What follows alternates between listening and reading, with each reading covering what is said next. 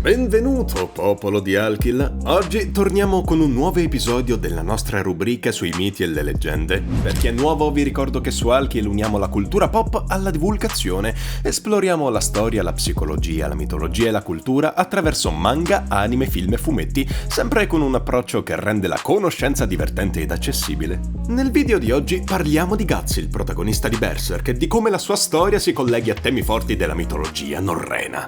Mi raccomando, se ti piacciono questi contenuti, lascia un like, condividi e iscriviti al canale. Ma veniamo al cuore della questione: in che modo Guts si inserisce nel panorama della mitologia norrena? Come molti degli eroi leggendari di queste storie, Guts è un guerriero solitario, costretto a fronteggiare prove immense e sfide terrificanti per difendere ciò che ama. Un eroe che, come le figure semidivine dell'epica, non solo lotta contro nemici fisici, ma anche contro un destino crudele. Guts, con la sua lotta incessante e il suo cammino segnato da battaglie dure, lotta indomito proprio come i più grandi eroi mitologici.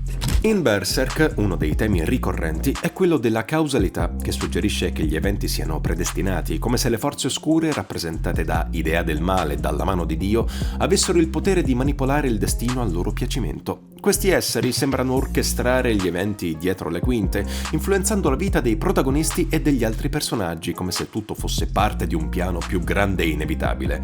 La causalità, in questo contesto, appare come una forza che stringe i suoi protagonisti in una morsa, rendendo loro difficile sfuggire al destino tracciato.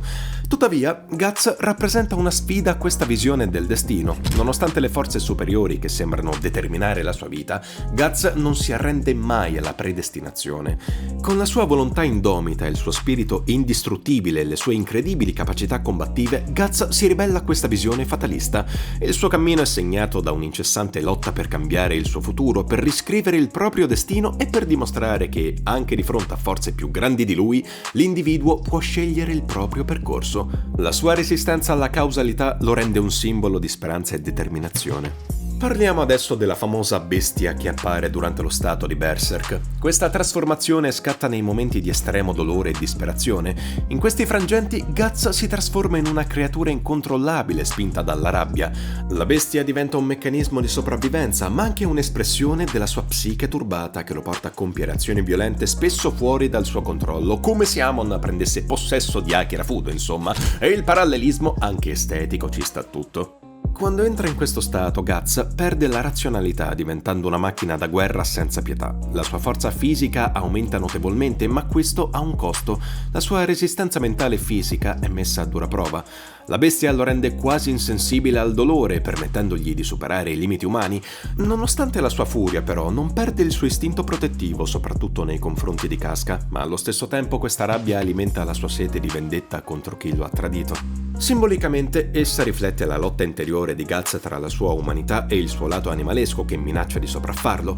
Questo conflitto lo costringe a confrontarsi con la propria identità e moralità, mettendo continuamente a rischio la sua umanità. Ma sono l'unico ad aver notato un diretto parallelismo con il famoso lupo norreno? Non credo proprio, ma esploriamo meglio questo leggendario Fenrir. Non parlerò dell'estetica, che è abbastanza evidente, ma mi concentrerò sulle caratteristiche del più temuto e spietato dei lupi, Fenrir, figlio di Loki e della gigante Angerboa.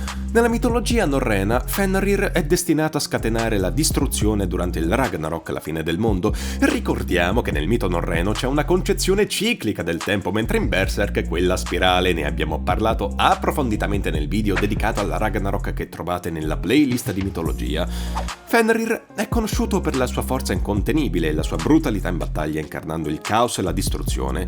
Nonostante i tentativi degli dei di imprigionarlo, Fenrir riesce sempre a liberarsi, segnando il suo destino di caos inevitabile. Spezza sempre le sue catene, insomma, questo non vi ricorda nulla? La leggenda dice che Fenrir ucciderà Odino durante il Ragnarok per poi essere abbattuto da Vidar, figlio di Odino. Fenrir rappresenta il caos incontrollato e la forza distruttrice della natura. La sua storia riflette temi di inevitabilità del destino e della lotta contro chi tenta di controllarlo, simili a quelli di Guts e della sua battaglia con la bestificazione. Proprio come Fenrir, Guts è costretto a confrontarsi con la bestia che cresce dentro di lui. Entrambi combattono contro il loro destino, divisi tra la furia distruttiva e il desiderio di libertà. La loro trasformazione sembra inevitabile, ma li costringe ad affrontare le ombre più oscure della loro natura. Un'altra divinità è quella di Odino, ma il tema centrale che esploriamo è quello della perdita che si riflette in Berserk attraverso la storia di Guts. La perdita fisica di Guts, spesso causata dai suoi combattimenti, è dolorosa ma ha una connotazione diversa rispetto al sacrificio di Odino, che cede un occhio per ottenere la conoscenza assoluta al di là del mondo fisico, anche se in effetti lo stesso Guts prende totalmente atto di un mondo oltre a quello terreno proprio durante l'eclisse, dove appunto perde l'occhio. Il sacrificio diventa il prezzo per accedere a una conoscenza che va oltre la realtà fisica, uno scambio tra il mondo terreno e quello divino che consente ad Odino di percepire ciò che gli altri non possono. Quello di Odino però non è solo una perdita, ma anche un'affermazione di autorità. È un atto che dimostra la sua capacità di sacrificarsi per un bene superiore, per il bene degli dei e dell'umanità. Dimenticavo, se il nostro viaggio nella mitologia e nella cultura pop ti sta piacendo, condividi questo video e lascia un like, mi raccomando. Dicevamo, sia Guts che Odino, pur con motivazioni diverse, subiscono sacrifici fisici cruciali per il loro cammino. Per Guts la vendetta e la protezione di chi ama sono i motori di questi sacrifici, mentre per Odino sono la conoscenza e il potere. In entrambi i casi, comunque, queste perdite sono fondamentali per la loro trasformazione.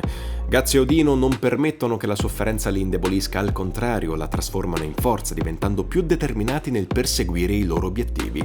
La trasformazione attraverso il sacrificio è un tema centrale. Guts utilizza il dolore e le cicatrici come carburante per la sua determinazione. Odino, da parte sua, trascende la sua perdita acquisendo una saggezza che lo rende più potente, capace di guidare gli altri.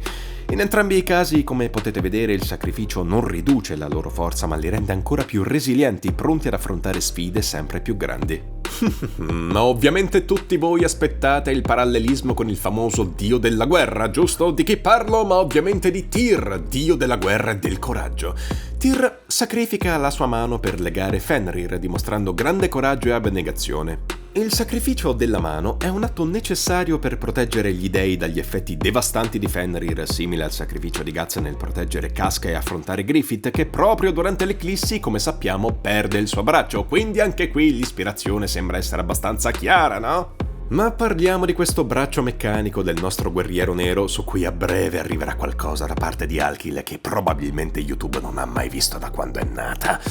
Come sappiamo, dopo gli incontri traumatici durante l'eclissi, Guts perde il braccio sinistro e in risposta Rickert costruisce una protesi meccanica multifunzionale, che oltre a essere una protesi è anche un'arma contenente un minicannone. Questa ingegnosa multifunzionalità rispettano molto le armi mitiche descritte nei racconti norreni. Questa protesi, che ha un po' troppa somiglianza con quella dell'eroe tedesco Gotz von Berlichingen, di cui vi invitiamo a recuperare il video in merito, simbolizza la capacità di Guts di adattarsi e trovare soluzioni anche nelle condizioni più avverse, dimostrando la sua autodeterminazione e forza di volontà. Nella mitologia norrena, armi e oggetti magici giocano un ruolo significativo, conferendo poteri straordinari ai loro portatori. E a proposito di armi, parliamo di quel pesante blocco di ferro che il guerriero nero si porta dietro come se fosse una parte di sé. Un'arma così massiccia che solo lui riesce a sollevarla e a utilizzarla con una destrezza impressionante per abbattere gli apostoli. Vi ricorda qualcosa? Ovviamente stiamo parlando del mitico Mjolnir. Il Mjolnir è il martello di Thor, così pesante che solo lui può brandirlo, ed è uno degli strumenti più potenti della mitologia norrena. Non solo lo usa per combattere giganti e mostri, ma anche per benedire cerimonie come i matrimoni e per garantire la protezione del suo popolo. In altre parole, il martello di Thor è simbolo sia di distruzione che di difesa. E se pensiamo a Guts e al suo spadone, notiamo subito una somiglianza. Come il martello di Thor, lo spadone di Guts è allo stesso tempo un'arma di devastazione e una protezione che lo difende dalle minacce e dai pericoli che affronta ogni giorno. La forza distruttiva di entrambi è incontestabile, ma entrambi sono anche strumenti di protezione, portatori di uno scopo più grande rispetto alla semplice battaglia. Proprio come il Mjolnir, lo spadone di Guts è il simbolo della sua lotta continua, una forza che non si limita a distruggere, ma che diventa il mezzo per combattere per qualcosa di più grande, la sua sopravvivenza e la protezione di chi ama. Ma sapete che cosa potrebbe ricordare? Gramr, la spada di Siegfried, o Sigmund se preferite il suo nome da battaglia. Una spada leggendaria che ha una storia un po' simile. La Gramr, come ogni buon oggetto mitologico, aveva una storia che includeva una sfida degna di un eroe. La spada era conficcata in un ceppo di legno nel palazzo di Volsung e indovinate un po', solo un eroe scelto, sì, come i protagonisti dei migliori manga, poteva estrarla. Dopo aver fatto il suo dovere, la spada venne distrutta in battaglia, ma come ogni ogni oggetto leggendario che si rispetti venne riforgiata e acquisì un potere tale da poter spaccare un'incudine a metà. In realtà si potrebbero trovare anche altri innumerevoli parallelismi, e se a questi aggiungiamo fate, nani e troll, Berserk a quel punto sembrerebbe essere stato scritto in collaborazione con Sassone il grammatico in persona. Ma se volete potremmo tornarci di nuovo, voi che ne dite? Avete voglia di sentire anche gli altri parallelismi? Voi questi li conoscevate? Se questo video ti ha colpito, lascia un like, commenta la tua opinione e condividilo con chi potrebbe apprezzarlo. E non dimenticare di iscriverti per altri contenuti simili. Anche per oggi da Alkill è tutto e come sempre buona vita a tutti!